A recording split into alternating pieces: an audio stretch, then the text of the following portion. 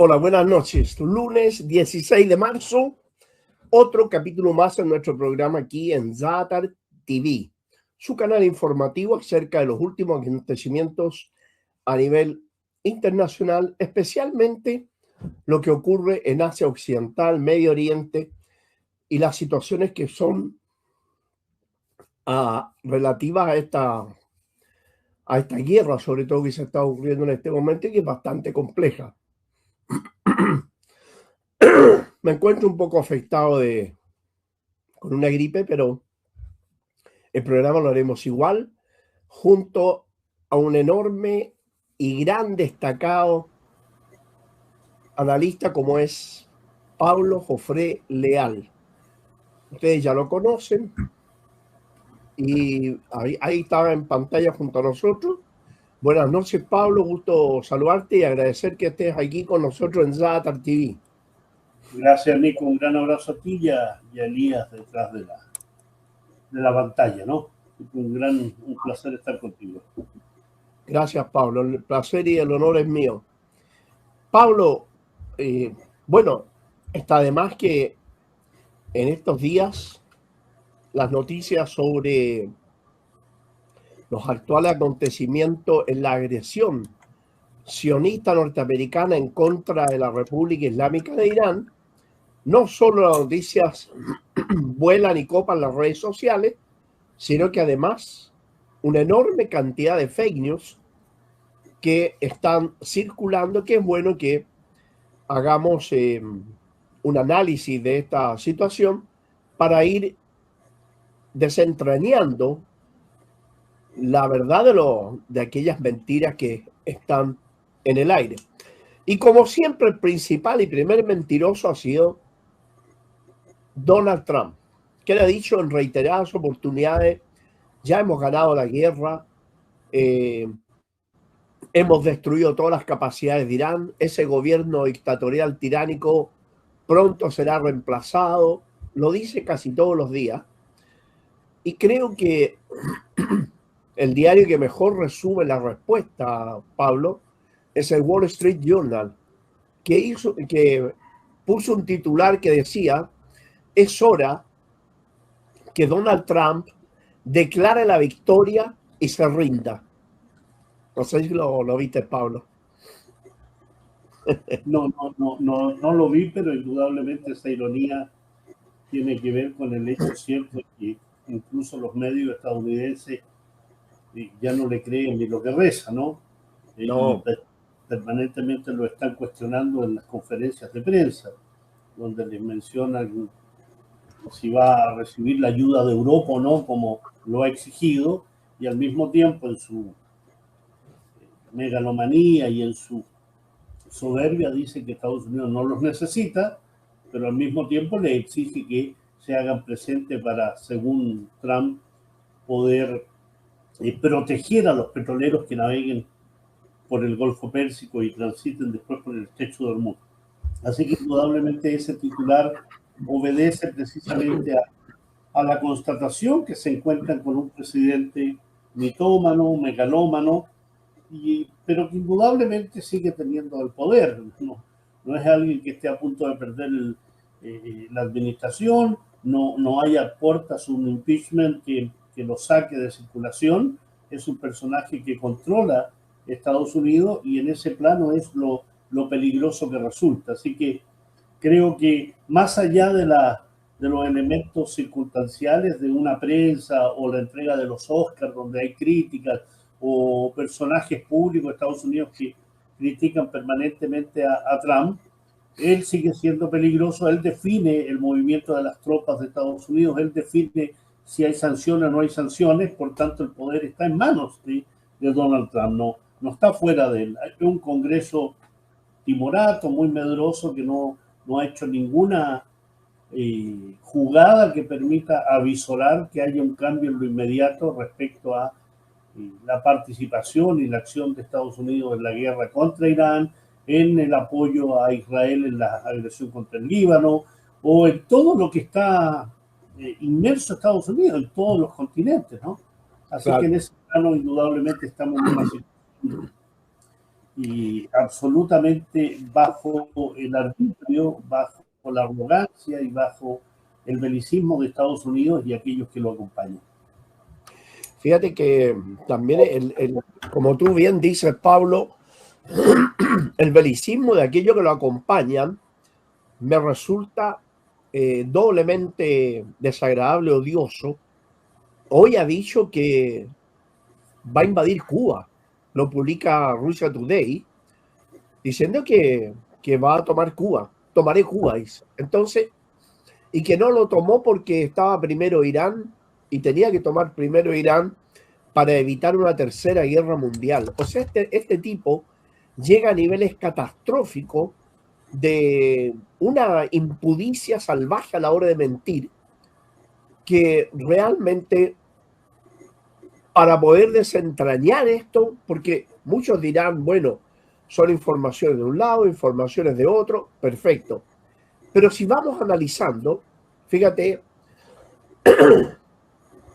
Estados Unidos le pidió apoyo a los kurdos que invadieran Irán, a los kurdos de Irak, asegurándole que los kurdos iraníes se iban a sumar. Bueno, los kurdos sirios, con todo el background que tienen con su relación estúpida y traicionera con Estados Unidos, los kurdos le dicen a los iraquíes, a los iraníes, a los kurdos iraquíes, que no crean en Estados Unidos porque los va a utilizar y los va a abandonar. Eso da cuenta de lo que hizo con los kurdos en Siria, y que en innumerables ocasiones, tanto tú como yo y ambos en conjunto lo dijimos, que iba a utilizar a los kurdos y después los iba a desechar, como lo ha hecho a través de la historia con todos aquellos que utiliza y luego desecha cuando ya no le son útiles. Pero también ahora le ha pedido ayuda a varios países, a Corea del Sur, a Japón, a Reino Unido, a Francia, a Alemania, a Holanda, que envíen tropas y que envíen barcos de guerra. Y los países se han negado, los europeos, exceptuando algunos aviones de combate británicos que desde las bases de Chipre estarían colaborando con los norteamericanos. Pero nada más, Pablo. No ha habido nada más. Ningún país ha sumado, ni en Medio Oriente, salvo los típicos y habituales traidores árabes que han vendido su alma al diablo ahí, pero que no han intervenido, sino que han prestado su territorio para que desde allí se ataque a Irán. Entonces, esta cantidad de SOS que pide Donald Trump en este momento para poder salir de la situación. También hay la afirmación del canciller Arakni de Irán, que ha dicho: hemos recibido innumerables súplicas de Donald Trump para entrar en una negociación para parar la guerra y hacer un alto al fuego, pero que ellos se han negado a entrar nuevamente en un juego donde el descrédito de Estados Unidos es el mayor en la historia de la humanidad de un país. Porque nunca un país había sido tan desvergonzadamente, tan desvergonzado como lo hizo Estados Unidos, Pablo. Entonces, al escarbar, uno dice, bueno, ¿por qué le pide Estados Unidos a Japón que entre, a Reino Unido que entre, a Francia, a Alemania? Le pide ayuda a los kurdos. O sea, si ya tiene derrotado a Irán, si ya la guerra prácticamente la terminó, como él dice, ¿a qué se debe estos SOS de él, no? No sé, Pablo, cómo lo ves. Bueno, hay que entenderlo, creo, Nico, desde el punto de vista de que las guerras en la actualidad son guerras que no se libran solo desde lo convencional, ¿no? No son solo guerras en las cuales se utilizan ejércitos, aviones, bombardeos, en la cual se ejecutan acciones de infiltración u otras, sino que las guerras en la actualidad son guerras híbridas.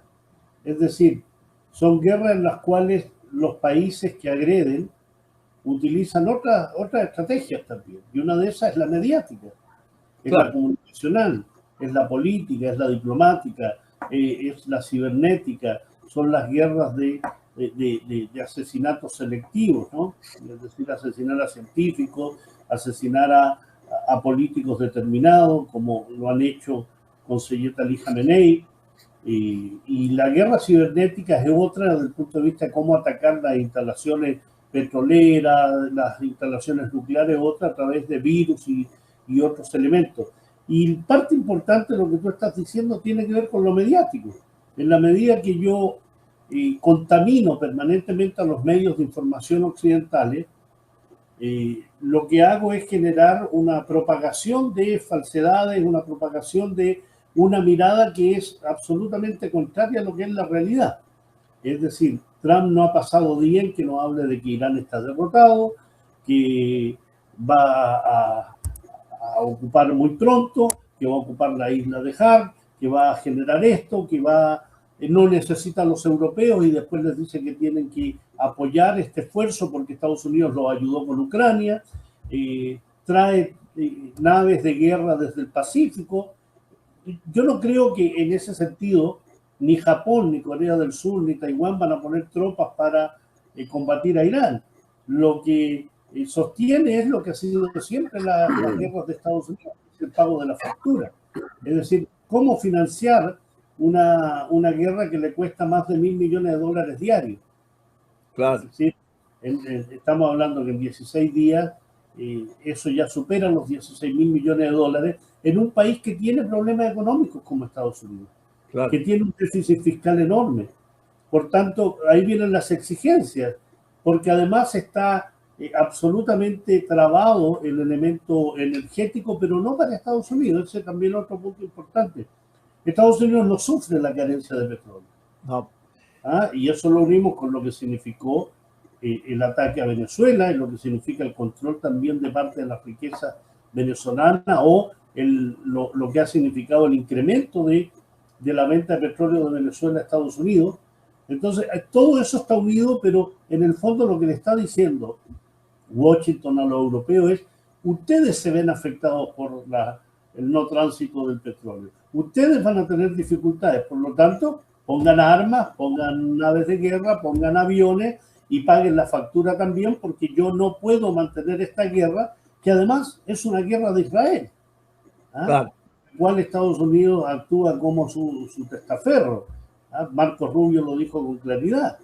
Dijo que el ataque contra Irán por parte de Estados Unidos obedeció simplemente a un imperativo falsario por lo demás, porque dice, y la propia vocera de Estados Unidos sostiene que Donald Trump tuvo una intuición, tuvo un pensamiento de que Irán podía atacar a las bases estadounidenses antes de que fueran atacados.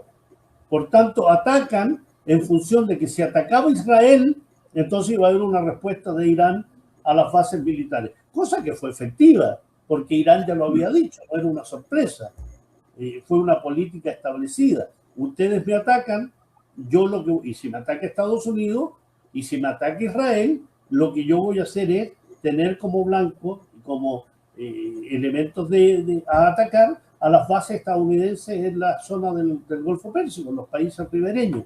Claro. Así que no fue sorpresa, pero hay que hablar y decir: los vamos a destrozar en 3 días, vamos a eliminar a toda la élite política, militar y religiosa, que es parte permanente de la verborrea y del vociferar de Estados Unidos. Pero la realidad indica otra cosa. Claro. Primero, que no entienden, no conocen y no son capaces de llevar adelante una política efectiva contra Irán, porque lisa y llanamente piensan que Irán es como otros países en el cual tú descabezas al liderazgo y por tanto queda céfalo y no tiene cómo avanzar. Aquí no es así. Queda demostrado que Irán es un cuerpo colegiado, que hay un consejo de expertos que es capaz de, frente al magnicidio de Seyed Ali Khamenei, elegir a su reemplazo, al próximo liderazgo, ¿no?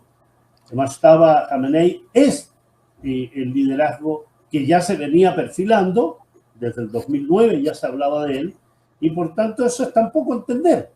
Y frente a eso, frente al hecho de no poder imponer, Trump dijo: yo quiero participar de la elección del liderazgo en Irán. ¿No sé? Sí. O sea, el tipo está más loco que una cabra de cerro. Fíjate, Pablo, lo que tú dices. Narrativo como lo que es.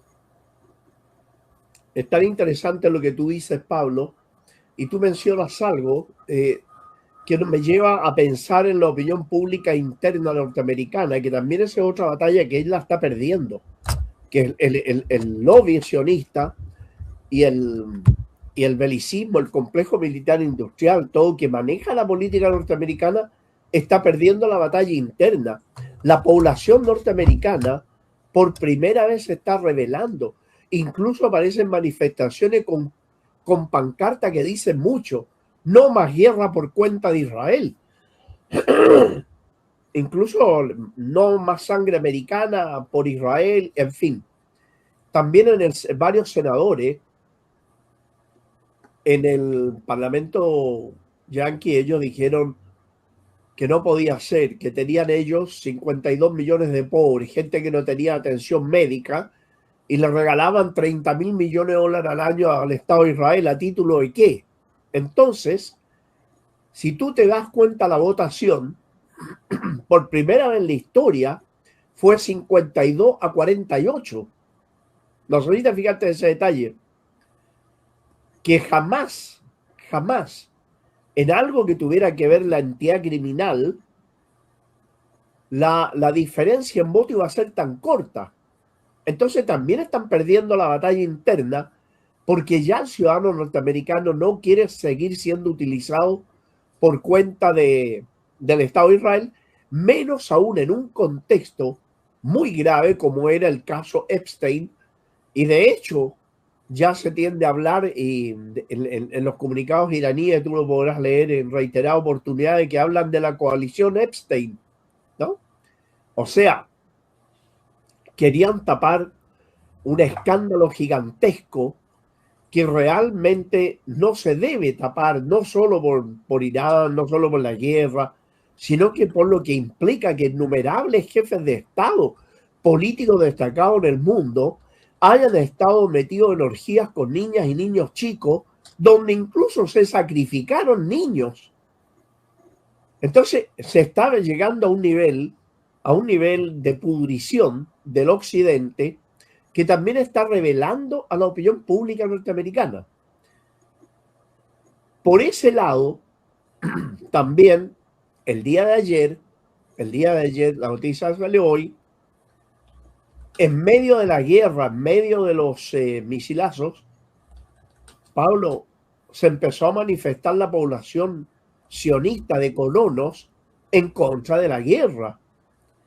Y resulta ser que el primer insulto a la inteligencia de los colonos resultó que la primera acción de Netanyahu fue sacar su familia y llevarla a Grecia. No le permitieron llegar a Grecia y se fue a Alemania, pero de ahí desapareció Netanyahu. Ben-Gvir estaba en un túnel, lo hicieron, según la noticia, murió Ben-Gvir, el hermano de Netanyahu, además 11 generales, entre ellos el jefe del Mossad. Varios científicos también fueron eliminados. Entonces hay cierta diferencia con respecto a Irán. Vale decir que aquí sí los elementos más recalcitrantes, los elementos más beligerantes, ya vemos los halcones desenfrenados que tiene el Estado sionista, al ser eliminados varios de ellos, resulta ser que la población como que ya no la controlan totalmente como antes, Pablo. Fíjate que han tenido que imponer la pena de cárcel a quien saque una foto sobre el daño de los misiles. A quien desobedezca, 5 años de cárcel y acusados de traición, etc. Es muy grave lo que está pasando al interior de esa sociedad, que augura, como lo dice el periodista Carlson y muchos otros más, de que en este momento nunca había estado más cerca de terminar la existencia del Estado de Israel que ahora, Pablo. Yo soy un poco, con entera franqueza, soy un poco renuente a las noticias que no son verificadas, ¿no? Claro. Ahora, indudablemente existe una censura por parte del régimen israelí, ¿no? Existe una censura evidente, siempre la ha hecho respecto a las guerras en que se ha visto envuelto, no permitir fotografías, imágenes, videos, sancionar con cárcel a quien incumpla esto, no dar cuenta de la cantidad de bajas. Las bajas que ha tenido en Gaza es porque indudablemente era evidente la cantidad de soldados muertos que salían en el enfrentamiento con los milicianos palestinos. Pero en esta ocasión, el mecanismo de las fake news, el mecanismo de las noticias no verificadas, el tema de la inteligencia artificial es un reto también para la información, es un reto para el análisis, porque en ese sentido empezar a analizar que si el vaso de café que Netanyahu muestra en el video que lo aparece como vivo, salpica o no salpica, y que hay una boleta que dice que es del año pasado, es muy difícil, porque en definitiva se mezcla en una vorágine de información. Yo en general trato de verificar por muchas fuentes, meterme en una especie de arqueología de redes para ver si es cierto o no es cierto, si Itamar Ben-Gvir sufrió un ataque y murió. Y con lo que me he encontrado es que refieren a un accidente que tuvo el año 2025, el 24 en automóvil. Entonces, la verdad que es un tema muy delicado, si acaso no existe verificación completa, pero sí lo que uno va observando y lo que hemos estado observando es que ya es evidente los daños ocasionados a la infraestructura en Tel Aviv, por ejemplo, en Jaffa. Es absolutamente incontrarrestable. Ya no pueden seguir negando de que hay una destrucción masiva, e incluso con israelíes que, en función de esta narrativa de tratar de compadecer a la humanidad de las pobres víctimas judíos sionistas israelíes que han caído. Hoy día, por ejemplo, veía un video bien interesante de un miembro, seguramente de un cuerpo de ayuda, entrando a un búnker, a un subterráneo, diciendo que ahí había una sinagoga y el misil entró y no quedó nadie vivo. Eso para tratar de compadecer. Y cuando tú ves y haces un recorrido por los comentarios, el 99% de los comentarios es: no se hagan las víctimas, ¿hasta cuándo con el tema? Ustedes han asesinado en Gaza, los gazatíes no tienen búnker, etcétera, etcétera, etcétera. Es decir, la narrativa también, a pesar de los cientos de millones de dólares que gasta el régimen israelí, tiene un punto de no retorno, tiene un punto en el cual la humanidad, las sociedades dicen: no, ¿hasta cuándo? Ya no sigan con su lloriqueo, no sigan con sus películas, con sus series, con sus libros, no les creemos porque ustedes están haciendo lo que dicen que le hicieron hace 80 años. Entonces no más, dejen de asesinar, dejen el genocidio, está bueno ya. Y eso es un elemento también que hay que analizarlo en la balanza de la derrota y las victorias. Y creo que en el plano del relato, de la narrativa, hay un punto muy a favor que tiene que ver que hay varios elementos indiscutibles. Uno, no se habla de una guerra entre Irán, Estados Unidos e Israel. Se habla de la agresión de Estados Unidos, la guerra de Estados Unidos e Israel contra Irán. Eso es un elemento importante. Claro, y la guerra de Trump. Ojo, la guerra de Trump. Se habla mucho de la guerra de Trump contra Irán. Claro, pero en el fondo lo que estás diciendo es que no puedes ya decir: no, es que Estados Unidos, la democracia, las mujeres, el país, la seguridad internacional. No, ya no. Eso ya es evidente. Esto es una guerra de agresión. Y por tanto, todo lo que ha hecho Irán cuenta mayoritariamente con el beneplácito de las sociedades del mundo. No hablo de los gobiernos, no hablo de las instituciones, porque tenemos un Consejo de Seguridad que dice: no, llamamos a Irán a cesar el bloqueo del estrecho de Hormuz. Y fíjate que ese elemento, Irán ha dicho: no, es también mi arma defensiva. Y hoy incluso se habla de cambiar, hay un elemento central y que está cambiando la correlación de fuerzas. Irán ha dicho que está dispuesto a estudiar el permitir el paso de un número limitado de buques petroleros por el estrecho de Hormuz, pero con una condición. Y es fundamental. La condición es que el petróleo se pague en yuanes chinos y no en dólares. Claro, eso hace mucho tiempo que nosotros hemos hablado también de eso, Pablo, de la pérdida el intento de abandono de los dólares peregrinos que ya tiene asqueado todo el mundo. Fíjate, Claro, Pablo, que es un elemento centrado en plena guerra en que dice, claro, mira, puedo dejar pasar barcos petroleros, pero paguen en yuanes, claro. no en dólares. Y eso es un Ahora, elemento políticamente y simbólicamente muy potente. muy fuerte. Ahora mira, en el plano del terreno de la guerra misma, el ingreso de Hezbollah en el Líbano dio cuenta de que Hezbollah en primer lugar no estaba derrotado y casi al borde del desaparecimiento, como decían, sino que estaba en un letargo de reorganización, readaptación a las condiciones, pero no pudo quedar al margen de lo que estaba ocurriendo y le está volviendo a dar una buena paliza al ejército en todos los combates. Tanto es así que Estados Unidos, con el gobierno rastrero y traidor libanés, se han puesto de acuerdo con las tropas, con el gobierno de Al-Golani, el cortacabeza en Siria, para que el ejército sirio interviniera en ayuda de Israel en el sur del Líbano. Resultado de eso, que tanto Irán como Hashad al-Shaabi de Irak le dijeron al Golani que si ellos intervenían, ellos iban a entrar en Siria e iban a atacar Siria. Pero acá hay otro elemento que dice mucho en toda esta situación. Es la actitud que tuvo Turquía, Pablo. Porque Turquía, que es el mayor padrino que tiene el gobierno actual en Siria, Turquía ha dicho que ellos no van a permitir una expansión israelí en el sur del Líbano ni en ninguna otra zona que viole la soberanía de otros países. Vale decir, en otras palabras, que los turcos no están de acuerdo en que al-Yolani se preste para una aventura en contra de Hezbollah. Entonces, Estados Unidos gira inmediatamente y empieza a tratar de movilizar a los kurdos, como ya lo hablábamos hace un rato. Los kurdos también se negaron, salvo unos pocos, pero esos pocos fueron rápidamente neutralizados por los iraníes.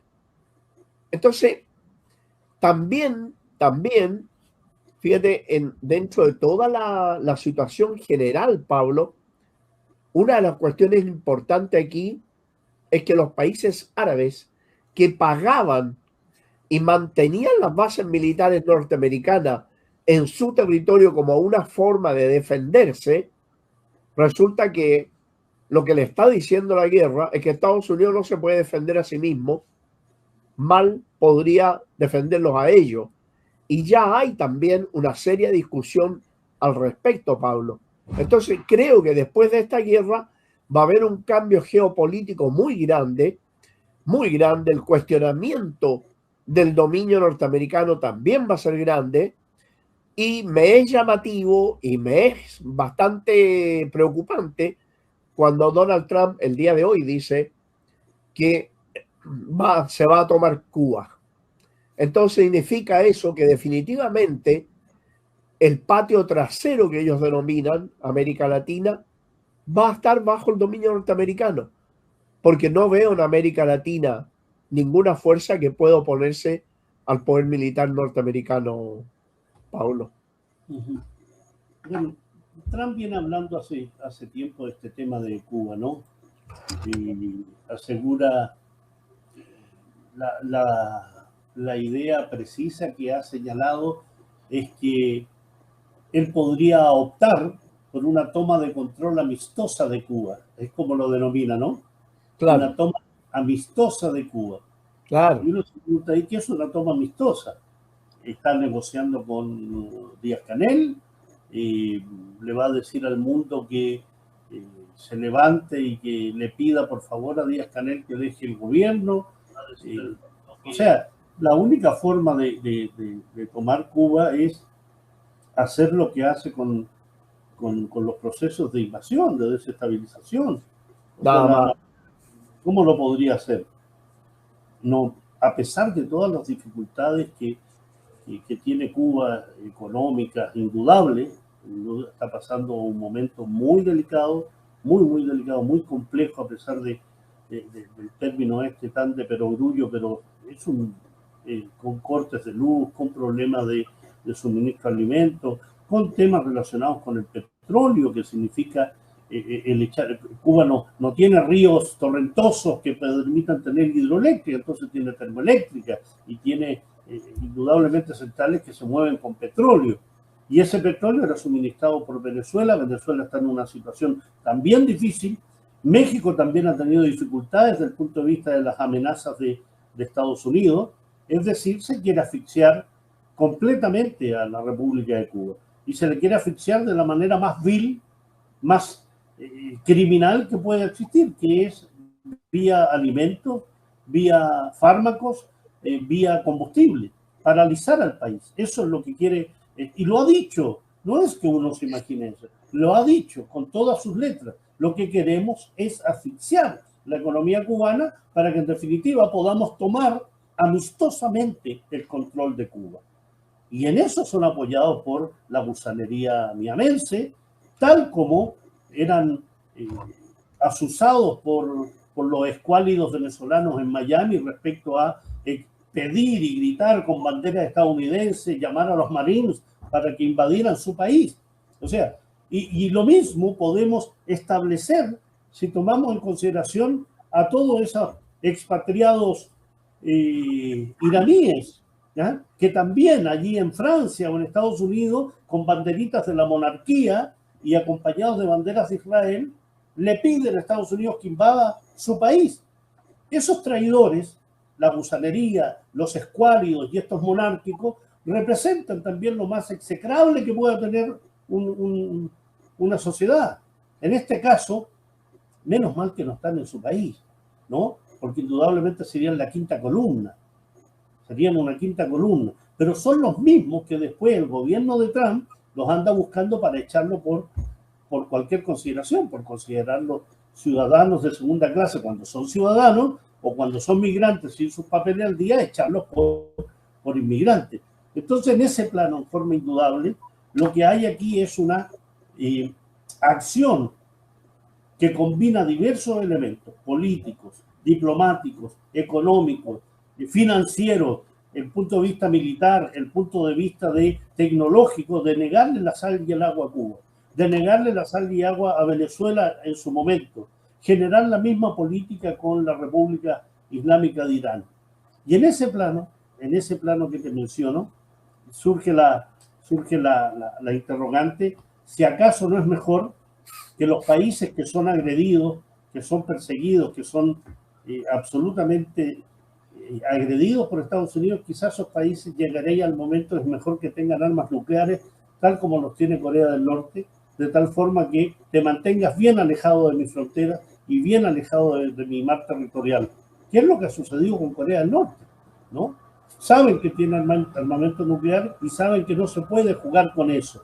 Pero aquí hay un elemento central que tiene que ver con estas potencias occidentales que han generado una política sancionatoria contra Irán desde el año 1979, en el cual han participado estas monarquías traicioneras, feudales, totalitarias del Golfo Pérsico, que hoy ven con horror que existe la posibilidad cierta de que sus propias sociedades en un momento dado le exijan cuentas, porque hasta ahora la protección que han tenido esos regímenes es las bases militares. Pero si tú ya no tienes bases militares y estas han sido poco a poco destruidas, llega un momento en que empiezas a decir, ¿por qué tengo yo a estos personajes en tierras sagradas para el Islam?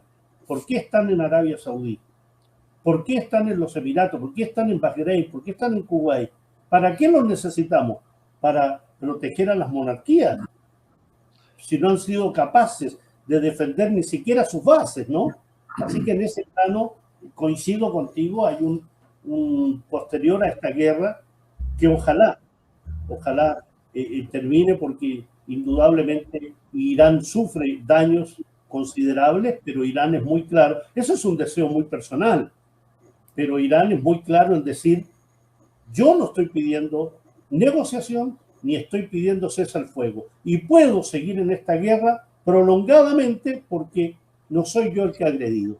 Claro. Cuando se agredan, cuando se vayan con sus bases militares, cuando dejen de agredir a Palestina, entonces podemos hablar. Hay un elemento, fíjate, Pablo, que es bueno que la gente lo conozca a la hora de ampliar porque el tema de las guerras sabemos que bajan más, bajan menos, se esconden, se maquillan, en fin. Pero lo que ha hecho Irán en la primera etapa fue destruir todos los sistemas de radares que tenía Estados Unidos en la zona.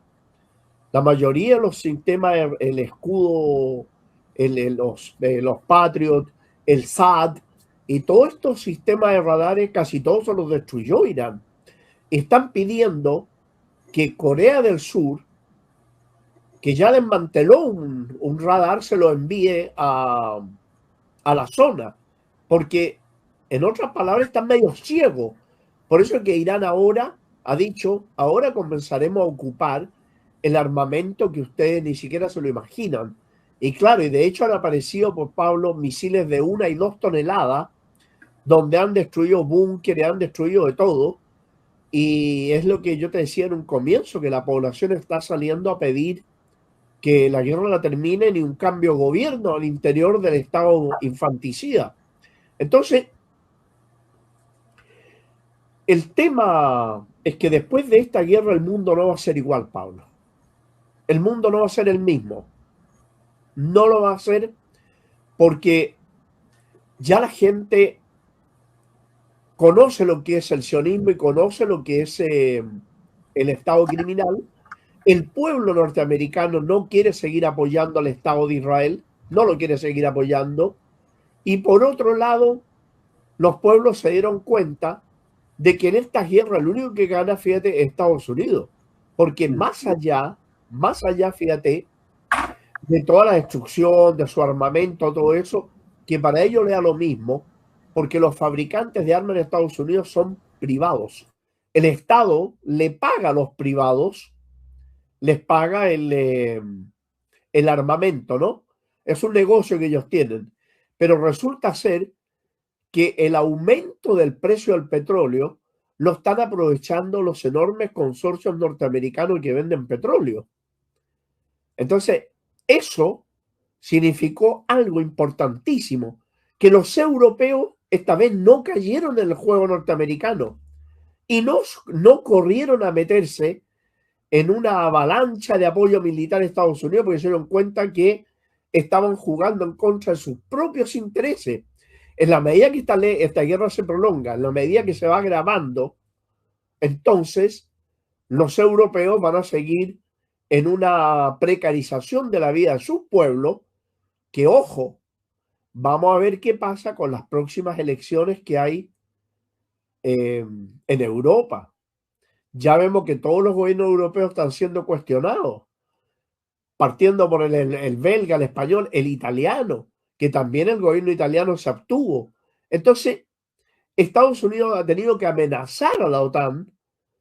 O sea, lo que se está viendo es que todo el poder norteamericano occidental se está disgregando y están todos viendo por sus propios intereses. ¿Por qué razón Dinamarca, que fue amenazada por una agresión norteamericana? Estados Unidos le dijo, o me entrega Groenlandia o me la tomo. Es un acto de agresión. Y Dinamarca tuvo que comprar armamento, está comprando armamento. Entonces, o Panamá, que el gobierno panameño, el actual, siempre fue pro-yanqui, y resulta que le dice a Panamá, bueno, el canal lo voy a administrar yo. O la amenaza a México, de invadir México. O sea, nunca había existido un presidente que antes de saludarte te está amenazando con dispararte. Entonces, lo bueno de esto es que los países se van a empezar a acomodar en términos de alianza económico, política, diplomática y militares que van a contrarrestar el poder norteamericano. Fíjate, Pablo, hay una pregunta que se hace Valentina Sedano, que dice, si Estados Unidos invade Cuba, ¿cómo asegura Trump que será apoyado ¿Creen ustedes que será apoyado por Rusia o China? Bueno, evidentemente, Valentina, que va a ser apoyado, pero en Cuba no llegaría a entrar. O sea, no llegaría a entrar, y ya lo hicieron una vez y les fue bastante mal. No llegaría a entrar. No creo que en este instante opte por entrar a Cuba militarmente. Yo creo que es una más de las bravatas para tratar de conseguir por medio de la intimidación una rendición que tampoco en Cuba va a ocurrir. Así que en ese sentido no va a pasar eso. Así que en general, Pablo, fíjate, el primer miembro de la OTAN, aliado norteamericano y muy colaborador del Estado criminal infanticida, que es Turquía, fue el primero que le dijo a los kurdos que si ellos entraban en Irán, ellos iban a invadir el Kurdistán. Entonces, por eso digo que se está digregando esta alianza en la OTAN, ya no es el amo que ordenaba a los otros, y los gobiernos europeos, todos sometidos en un momento, han tenido que recular. Francia había dicho que iba a enviar un portaaviones, había dicho que el portaaviones no va. Todo esto, lo bueno de todo esto, lo malo que se pone para Estados Unidos, Pablo. Hay una, digamos, yo considero que tu mirada es bien optimista y siempre he considerado que tus miradas son bien optimistas, dijo, en ese sentido. Yo soy más renuente, considero que Europa es un continente servil, un continente indigno, un continente sin soberanía. Claro. Lo de sus gobiernos, ¿no? Sí. Y en general parte de su sociedad también, que vota a especímenes como Vox o Meloni u otros, ¿no? Entonces, yo soy un poco pesimista respecto a una Europa oponiéndose a Estados Unidos, precisamente por algo que tú mencionabas. O sea, hay diversos intereses. Alemania es un incondicional de Estados Unidos, incondicional. El gobierno alemán con Merz y antes con Scholz son cervatillos de Estados Unidos. Starmer en Gran Bretaña es cervatillo de Estados Unidos. Puede haber discrepancias con Macron. Hoy día hacía una entrevista, ayer, le preguntaban a Trump sobre Macron y sobre esta idea del apoyo que tú mencionabas, y él decía, mira, de 0 a 10, 8. Es decir, que Macron podría estar en condición, pero parece que no, le dice la periodista. Bueno, son los franceses, no son perfectos, dice Trump, ¿no? Es decir, hay ahí una mirada en la cual efectivamente Trump, que es un tipo transaccional, que es un tipo de un agente inmobiliario, es un tipo que se ha dedicado a los negocios, es un tipo que se ha dedicado a los negocios y al entretenimiento. Él cree que chistando los dedos el mundo le tiene que obedecer, y hasta ahora ha sido así. Él cuando va a la OTAN y le dice a Mark Rutte tal cosa, Rutte le dice, pero Daddy, usted, la verdad que a veces nos tiene que alzar la voz para que entendamos. O sea, la indignidad al máximo. Cuando va Ursula von der Leyen y conversa con Trump, estamos hablando de un sometimiento absoluto. Entonces, y esos son los que dominan hoy Europa. Los gobiernos europeos individualmente no dominan, ni siquiera sus gobiernos, ni siquiera sus gobiernos. El Consejo de Europa, Bruselas es el que mandata, y la OTAN hoy se ha convertido en el elemento central en Europa para mandatar y llevar adelante las políticas europeas. Y esos son estrechos aliados de Estados Unidos. Ejemplo, van a subir del 2 al 5% el presupuesto interno bruto, el Producto Interno Bruto para presupuesto de guerra. Y en eso están. ¿Quiénes han puesto? España dijo que él no podía hacer eso, que no iba. Okay, uno de 31. Uno de 31. Otro ha dicho, ok, pero no puede entrar Ucrania porque ya hemos gastado un dineral con Ucrania. Son discrepancias menores con relación al sometimiento que tiene el verdadero patio trasero de Estados Unidos, que es Europa. Quieren reconvertir a nuestro continente americano en ese patio trasero que éramos, pero hay que generar entonces una política social, una política de oposición a esto. Y claro, aquí el gran problema es que el mundo se está dando cuenta de lo que significa el sionismo, lo que significa este imperialismo, que a muchos no les gusta que se hable de imperialismo, lo consideran un concepto tan antiguo, ¿no? Como arcaico. Bueno, ahí está el imperialismo, ahí está, llámale neoimperialismo, pero ahí está. Y el problema radica en nuestro país, en Chile, vamos al contrario de lo que piensa el mundo. Vamos al contrario porque tenemos un gobierno de ultraderecha absolutamente proclive a Estados Unidos, absolutamente proclive al régimen israelí, absolutamente un embajador como es el señor Andrés Ergas Heyman, miembro de la comunidad judío-sionista de Chile, que es embajador en Estados Unidos. Este tipo tiene que ver con el Banco de Chile, con Movicenter, en otra empresa. El señor Gabriel Saliasny, que bien conocemos a este expresidente de la comunidad judío-sionista de Chile, defensor de Menem, defensor de Fujimori, defensor en el caso Spiniak de algunos personajes. Ese es el embajador de Chile en los territorios palestinos ocupados por Israel. El embajador de Chile ante la ONU es un tipo que, no siendo miembro de la comunidad judía sionista, es un sionista como Roberto Ampuero, el escritor, el converso este que habla de los años verde olivo y termina convertido en un ultraderechista acérrimo.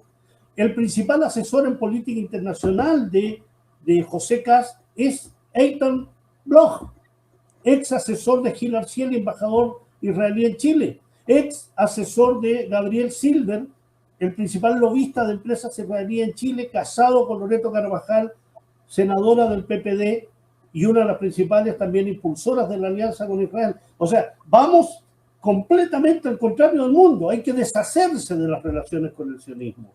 Hay que evitar tener relaciones. Y todavía nos falta el embajador de Chile en Argentina. No sabemos quién va a ser. ¿Ah? Iba a ser Saliasny. Finalmente decidieron que fuera a su verdadera patria, ¿ah? a su madre patria, a tratar de generar los vínculos con empresas israelíes, acuíferas, militares, de seguridad, de espionaje, que es el gran objetivo. Porque el objetivo de la triada de países que controlan los yacimientos de litio, que son Bolivia, Argentina y Chile, están administrados por sionistas. Kast, Paz y Milei.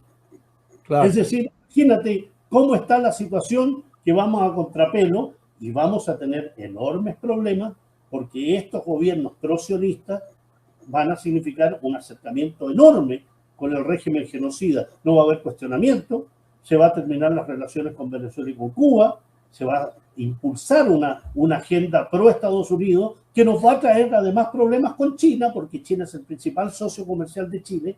40% de las exportaciones van a China con un superávit de 20.000 millones de dólares, y por eso los empresarios calladitos, los empresarios que no tienen patria, se dan cuenta que si atacan a China, China puede decidir, saben que más pequeñitos, pum, una palmadita en la nalga, no les compro más cereza, no les compro más recursos forestales, no les compro más pesca, no les compro más cobre, ni nada. Y chao, 40.000 millones de dólares a la basura. ¿Quién va a solucionar eso? Kast, Estados Unidos, va a decir, venga, yo les compro todo eso, o los europeos. Están desquiciados. Este gobierno que acaba de asumir es un gobierno que en política exterior está desquiciado y vamos a tener enormes problemas. Claro. Bueno, ese es un escenario bastante caótico de toda América Latina, Pablo. No es solo... ¿Te acuerdas tú cuando estaba Toledo en Perú, que lo primero que hizo fue colocar en el Ministerio de Defensa un sionista recalcitrante? En Chile tuvo un presidente que colocó un sionista recalcitrante en el Ministerio de Defensa, en el Ministerio del Interior, y todos esos países terminaron comprándole armas a Israel. O sea, es una estrategia. Perdón, Nico, la esposa de Alejandro Toledo era una sionista belga. Belga, claro. Que cuando Alejandro Toledo tenía que cumplir penas de cárcel por corrupción, ¿dónde se asilaron? Allá, pues. En Israel, lógico.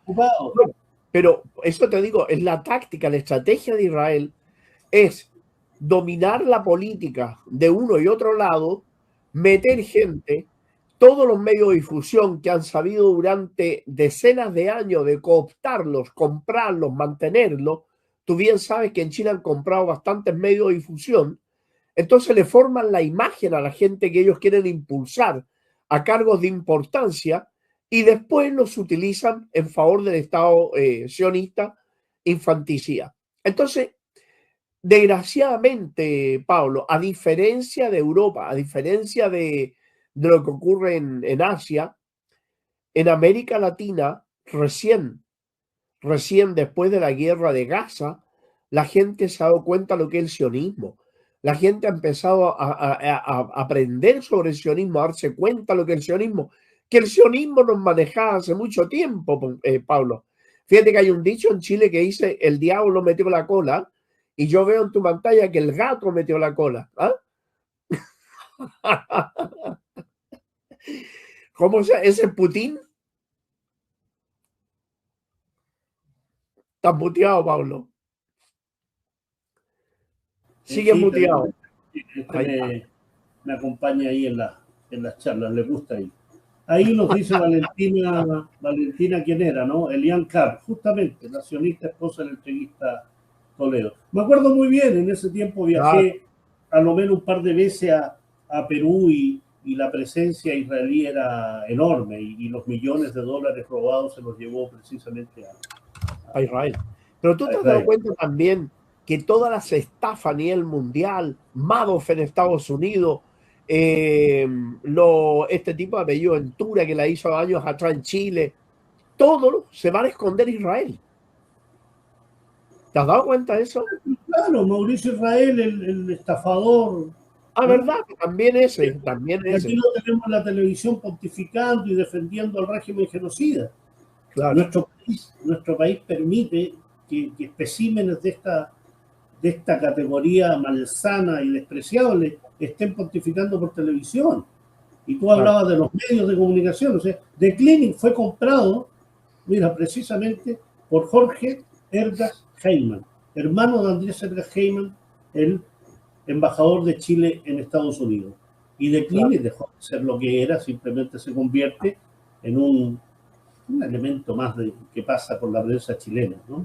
Hay muchos más. Pero mira, volvamos al análisis geopolítico, Pablo, porque es muy interesante entrar en el tema que Turquía se abstuvo de toda ayuda, Turquía, y también fue importante la amenaza rusa latente hacia Azerbaiyán, porque la idea de Estados Unidos era que Azerbaiyán a través de atentados de falsa bandera, que tú sabes que tiraron unos misiles hacia Azerbaiyán para culpar a Irán, porque pensaban de que los azerbaiyanos podían entrar en guerra en contra de Irán, pero claro, Rusia lo impidió. Pero eso apuntaba a que un tercio de la población de Irán es de origen azerí. Incluso en Irak, al-Sistani, ¿no? También es de origen azerí. O sea, por eso que es importante ver esta parte. Y Turquía comprendió definitivamente de que no puede seguir atado a las políticas norteamericanas, porque Estados Unidos juega con todo. Juega con Turquía, juega con todos estos países, y el Estado de Israel juega con Estados Unidos. Pero en este caso, cuando le habla a los kurdos, iraquíes e iraníes, de que entren y que ellos le darán el territorio para crear ese Estado, el principal perjudicado, y lo hemos dicho con anterioridad, el principal perjudicado es Turquía, que tiene 17 millones de kurdos en su territorio. ¿Qué va a impedir un Estado armado hasta los dientes que no vuelva a reactivar la guerra en contra de Turquía en su frontera? Si tiene 17 millones de kurdos, ¿cómo los controla? Entonces, aquí volvemos atrás. Estados Unidos no es leal a nada, no es fiel a nada, es leal nada más que a sus intereses, a lo que le envían, a lo que le ordenan las transnacionales y a lo que los complejos militar, bancario, financiero, que son justamente todos esos controlados por los sionistas. O sea, vuelvo atrás, después de esta guerra viene un cambio geopolítico muy grande, muy grande. Muchos se preguntarán, Pablo, ¿por qué no interviene Rusia y por qué no interviene China? China está interviniendo todos los sistemas de guerra electrónica que tiene Irán en este momento, toda la información satelital y todo el sistema de comunicaciones que tiene Irán ya no es a través del GPS norteamericano, es a través del Badu chino. Se informa con ellos le entregan toda la información. Por eso para Estados Unidos ha sido muy difícil y ha tenido que adoptar la táctica inmoral, indecente, vergonzosa de la doctrina de Benny Gantz, israelí, que decía: bombardeemos la población civil para que los combatientes entreguen las armas. Estados Unidos ha caído en eso. Está bombardeando escuelas, están bombardeando hospitales, están bombardeando centros médicos en distintas partes. O sea, adoptaron la política israelí de combatir contra los civiles y no contra los soldados, Pablo. Pero eso, por un lado, lejos de lo que ellos esperaban, que el pueblo se levantara en contra del gobierno, todos están con el gobierno iraní ahora. Todos, incluso aquellos que eran opositores al gobierno de Irán, ahora estrecharon fila con el gobierno de Irán. ¿Te das cuenta? Entonces, más aún, si tú observas, en el propio caso palestino, fíjate, Mahmoud Abbas y sus 40 amigos, ese traidor recalcitrante, empezó a atacar a Irán, pero después se cayó. No ha vuelto a hablar más. Entonces, eso tiene relación con el desarrollo de la guerra. Y esto es importante, como digo, porque hay un cambio salvaje. Dice James Vargas, Pablo, no sé si quieres responderle tú, dice: ¿por qué Pakistán está atacando a Afganistán? ¿Será porque Afganistán prometió ayudar a Irán? No es eso, son conflictos muy anteriores que tienen que ver con el surgimiento de Pakistán. Recordemos que Pakistán surge de una escisión de la India, Bangladesh, Pakistán, y por tanto surge con límites que tienen que ver de la época del Imperio Británico, y eso implicaba dejar a ambos lados de la frontera afgana y Pakistán a los pashtun. Claro, es lo que se denominó la línea Durand. La línea Durand es un tema limítrofe y por tanto se generan divergencias, contradicciones, ataques y otros, en virtud de aquellas herencias que dejó el colonialismo, ¿no? Y como lo dejó en África, muchos de los conflictos en África obedecen a esa división artificial de los límites que no respetaban a los pueblos, las etnias que habitaban esos territorios. Y hay conflictos permanentes entre Pakistán y la India, entre Pakistán y Afganistán.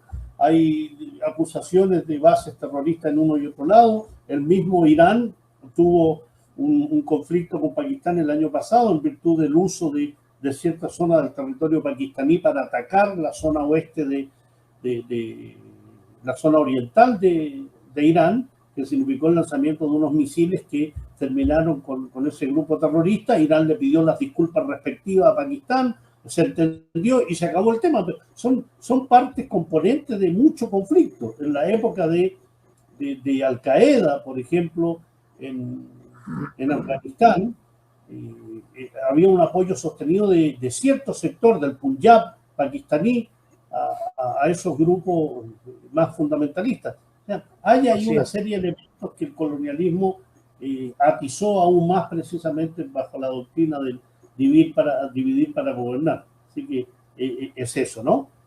Sí.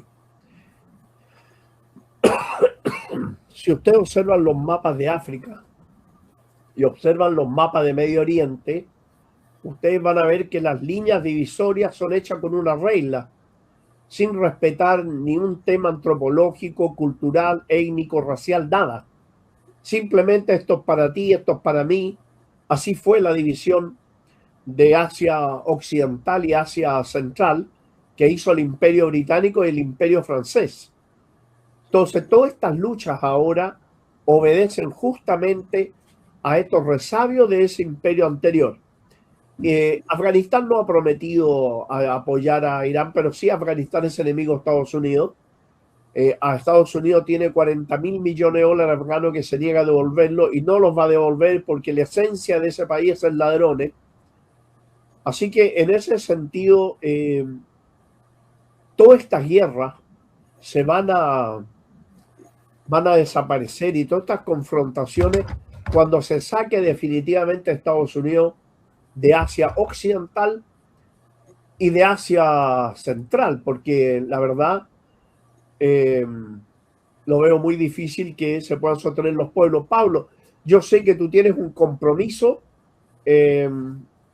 Por favor, siéntete libre, ha sido un tremendo aporte. Yo voy a seguir conversando con nuestros aquí telespectadores y nos vemos en un próximo programa, Pablo. Como siempre, muy agradecido, siempre uno aprende contigo, así que muy agradecido, Pablo.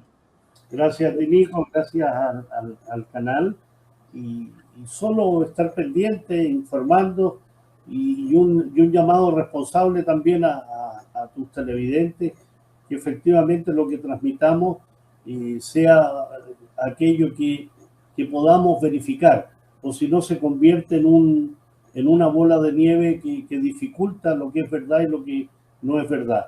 Es difícil porque estamos inundados. TikTok, claro. Instagram, YouTube, X, todo.